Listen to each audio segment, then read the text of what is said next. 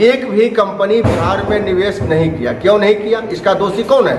इसका दोषी है इनकी पॉलिसी है, इनकी नीति है। सरकार के पास विजन नहीं रहने के कारण कोई भी बड़ी कंपनियां यहाँ निवेश नहीं किया, जिसका नतीजा है कि यहाँ पलायन जारी है।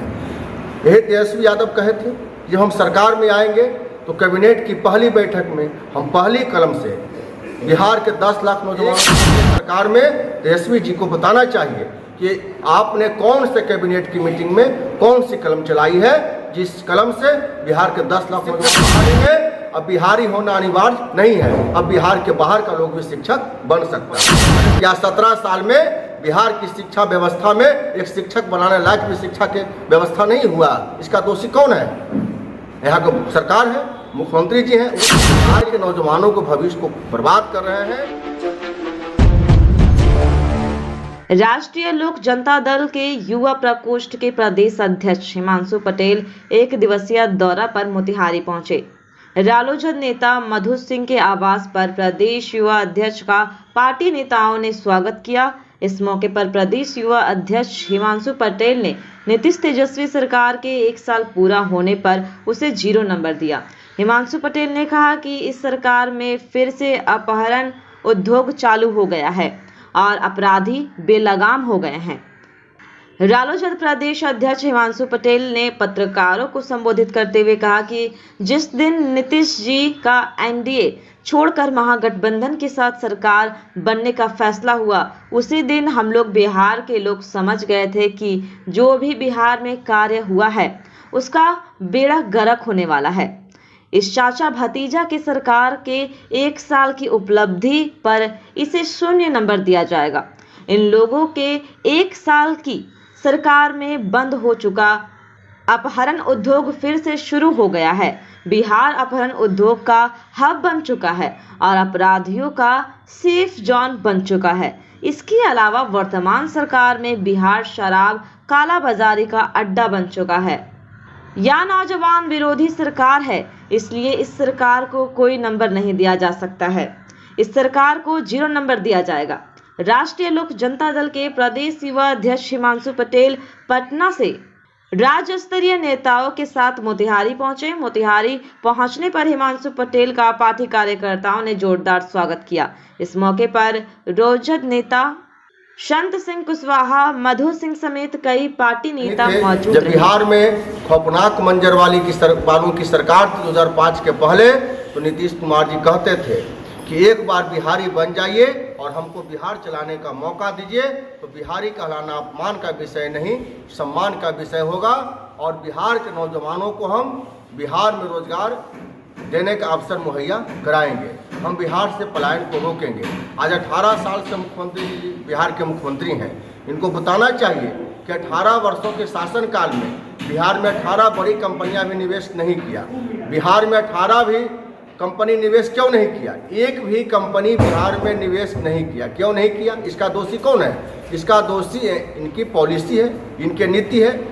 सरकार के पास विजन नहीं रहने के कारण कोई भी बड़ी कंपनियां यहाँ निवेश नहीं किया, जिसका नतीजा है कि आज भी बिहार से काफ़ी संख्या में पलायन होता है और आज भी बिहार का नौजवान 2 जून की रोटी की खातिर, अपने बच्चों के भविष्य की खातिर, माता पिता के परिवरिश की खातिर दूसरे प्रदेशों में जाकर दर की ठोकरें खाता है। भगवान न करे कोई घटना दुर्घटना हो, लेकिन जब कोई घटना दुर्घटना अगर विदेश में या बिहार के बाहर भारत किसी राज्य में होता है तो अखबार में, टीवी चैनल में क्या चलता है कि फलाने घटना में, दुर्घटना में इतना बिहारी हताहत। क्यों? इसका मतलब है कि आज भी भारी संख्या में पलायन जारी है।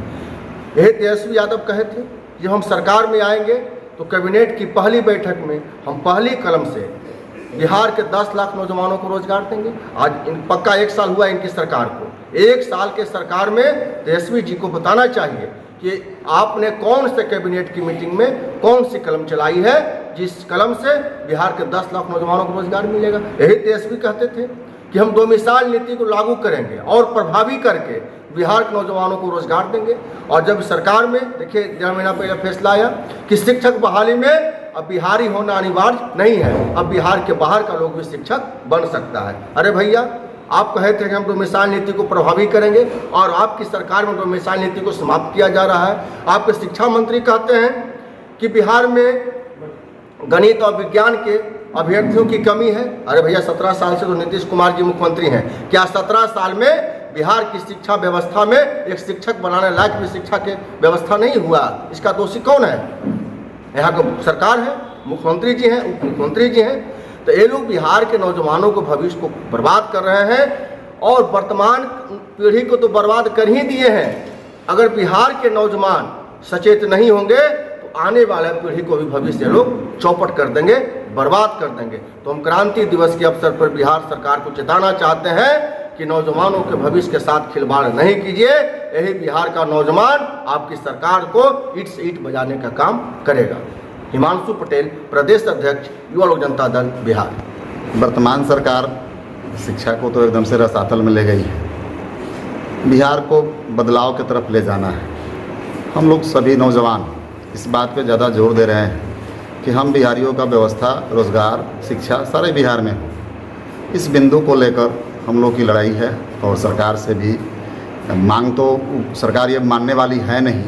ये तो कान में तेल डाल के सोने वाली सरकार है। एन केन प्रकार ये सरकार ज़बरदस्ती सरकार जिसको बोला जाएगा, जिसको थुथराई का तमगा दे दिया जाए तो भी कम है। ऐसी सरकार को झेलने के लिए हम लोग विवश हैं। इस परिस्थिति से बाहर निकलना चाहते हैं हम लोग और बिहार को एक नई सरकार के रूप में हम लोग स्थापित करना चाहते हैं। इन लोगों के अलावा ये दोनों आदमी बिहार को एकदम से रसातल में ले गए। माननीय मुख्यमंत्री नीतीश कुमार जी और उप मुख्यमंत्री तेजस्वी यादव अनुकंपा पे बहाल होकर आए हुए लालू जी के नाम पर कोई जानकारी है नहीं, ज़बरदस्ती वोट बैंक की राजनीति में अपना तमगा गाड़े हुए हैं। और नीतीश जी का 5 साल, शुरुआत का 5 साल बेहतर था, लेकिन बाद के दिनों में जितने दिन उन्होंने राज चलाया वो एकदम से बिहारियों को और पीछे ले जाने का काम उन्होंने किया है। आप उठा कर देख लीजिए, सब आप लोग, सब प्रेस के भाई लोग हैं, आप लोगों को तो दिन रात ये चीज़ देखने को मिल रहा है। कितनी दर्दनाक स्थिति आ गई है कि जो परिस्थिति पलायन को रोकने की बात होती थी, आज पलायन 3 गुना ज़्यादा बढ़ गया है। बिहार टेक्निकल शिक्षा के क्षेत्र में 0.3 ग्रॉस इनरोलमेंट रेशियो जो है उससे नीचे चला गया है। किसी भी तकनीकी शिक्षा को प्राप्त करने के लिए बिहार से बाहर जाना है। भाई क्या व्यवस्था बनाया? हम सुशासन देंगे, ऐसी कैसी सुशासन है जो प्रतिदिन मर्डर हो रहा है? एक भी ऐसा दिन बता दीजिए प्रेस भाइयों कि बिना मर्डर का बिहार चल रहा है। हर दिन कोई ना कोई घटनाएं हो रही है, हर कोई असुरक्षित है। विशेष क्या बोले, इसी बदलाव के लिए आप सभी लोगों से निवेदन करेंगे, सभी लोग। धन्यवाद।